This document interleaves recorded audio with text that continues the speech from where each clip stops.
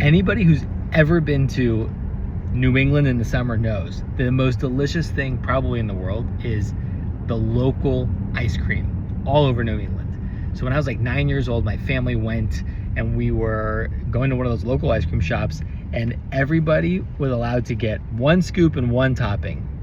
Awesome. But I wanted a banana split.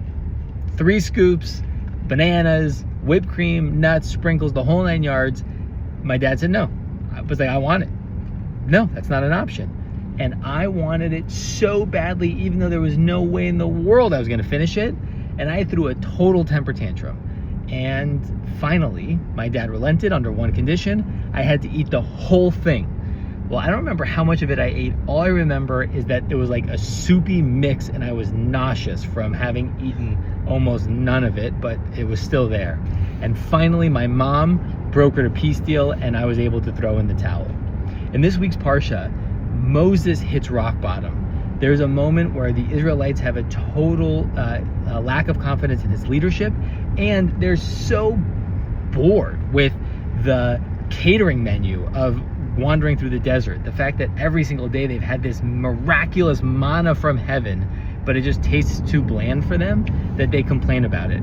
And so Moses finally says to God, listen, if taking these people out of slavery was to deal with them like this, kill me now. I don't even want to deal with it.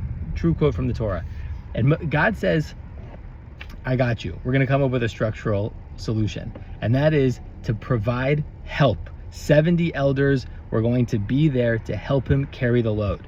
And we see the beginning of the story, Moses has hit rock bottom, but at the end, he's described as the most humble man and one of the greatest leaders of all time. And the difference was when he had this moment of difficulty and he hit this low, he asked for help, there was a solution, and he leaned on other people.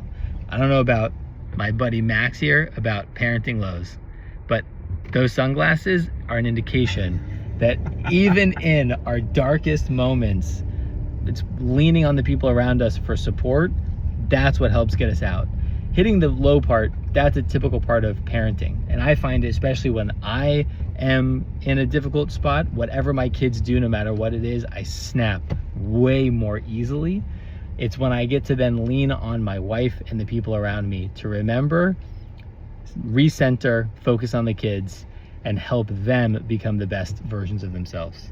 Right, Max? Oh yeah.